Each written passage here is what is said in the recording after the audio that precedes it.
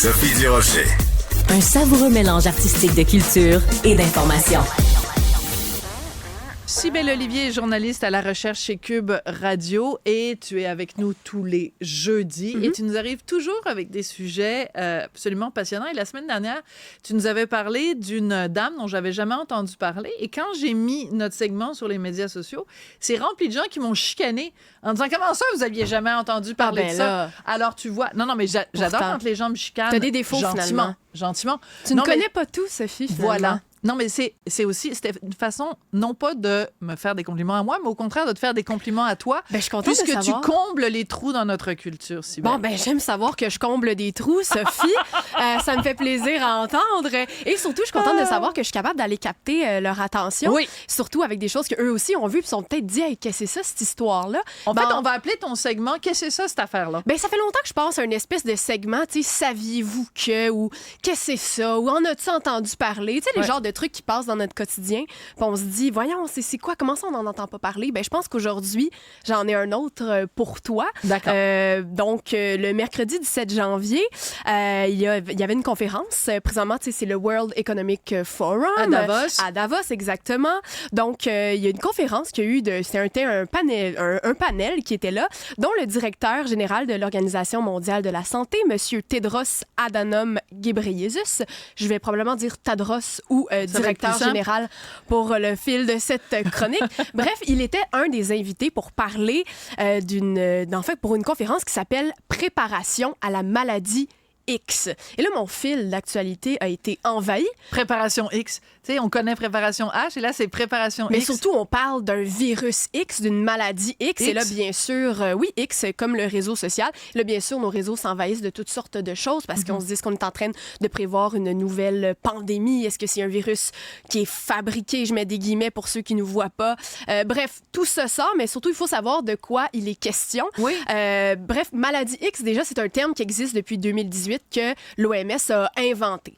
Ce qu'on parle quand on parle de maladie X, c'est qu'on est en train d'établir un scénario sur une potentielle maladie. On a souvent parlé des virus on sait que les pandémies vont revenir, qu'il va y en avoir d'autres, et potentiellement des bien plus dangereuses que la pandémie de COVID-19 qu'on a tous vécue. Alors, avec la maladie X, on prépare des scénarios pour se dire, quand il va y avoir une maladie qui va être 20 fois plus mortelle que le COVID, qu'est-ce qu'on doit faire? Qu'est-ce que les États doivent faire? Là, je vous l'ai dit, on en parle depuis 2018. Ça veut dire qu'on en parle depuis avant la COVID. Sûr, mais bien sûr. On se rend compte que la réponse internationale n'a pas été à la hauteur de ces discussions-là. Absolument. Même ici au Québec, Régent Hébert, tu sais, à l'époque où il était ministre, au Québec, il y a qui dorment sur des tablettes plein de rapports de préparons-nous pour une pandémie. Et tout est détaillé de ce qu'on devait faire et on n'a rien fait de ce qui était prévu. Les masques, tout ça, là, tout ça a été prévu, on n'a rien fait. Bon, on est en train de redoubler d'efforts en reprenant cette conférence-là, en disant là, on est très sérieux. Et lui, M.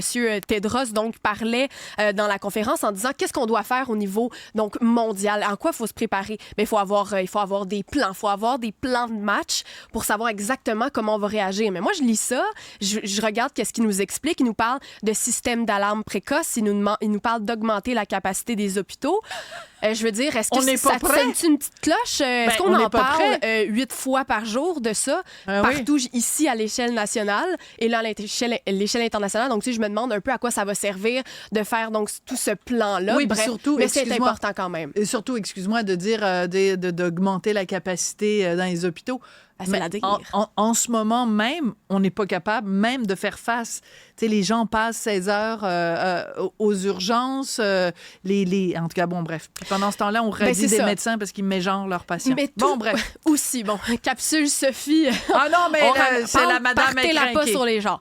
Mais tout ça pour dire que pendant cette conférence, pour nous instruire sur ce qui pourrait arriver, on a parlé d'un traité qui est en train de se négocier depuis maintenant 1 an.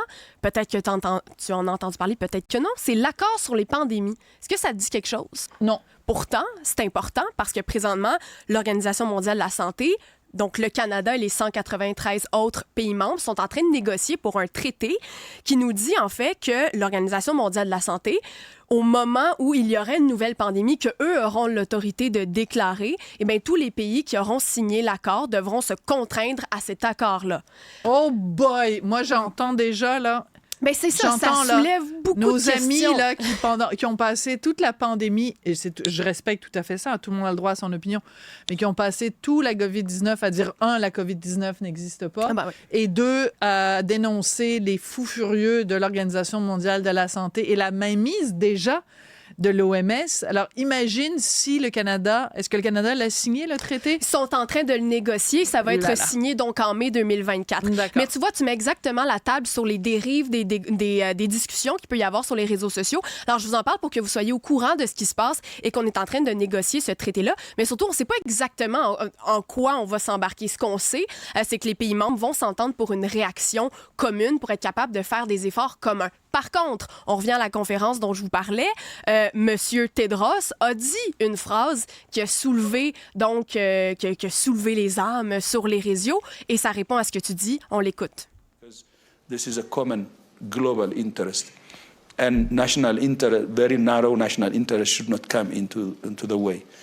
Of course, national interest is natural, but it's the narrow national interest that could be difficult and affecting the negotiations even as we speak.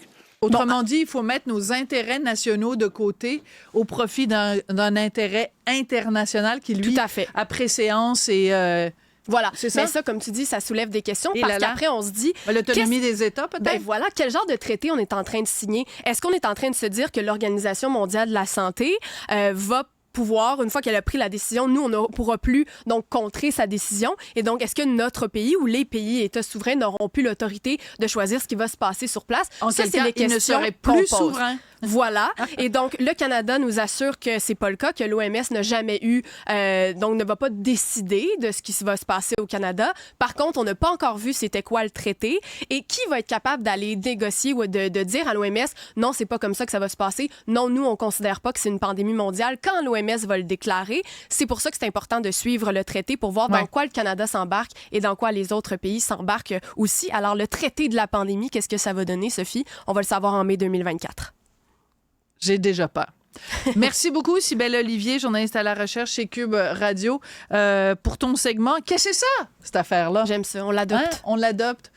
Pas sûr que ça va durer longtemps. C'est un petit peu relâché. Ouais. Tu sais, Puis nous, on n'est pas des relâchés. On est des relâchés qui se tiennent. Oui. Hein? Des vraies colonnes. Des vraies colonnes vertébrales. Merci beaucoup à la recherche, à Marianne Bessette, Maximile Sailleux, à la mise en onde, Tristan Brunet-Dupont. Merci.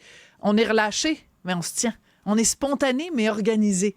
On est préparé, mais on est capable de se retourner sur un 25 sous. Merci. À demain.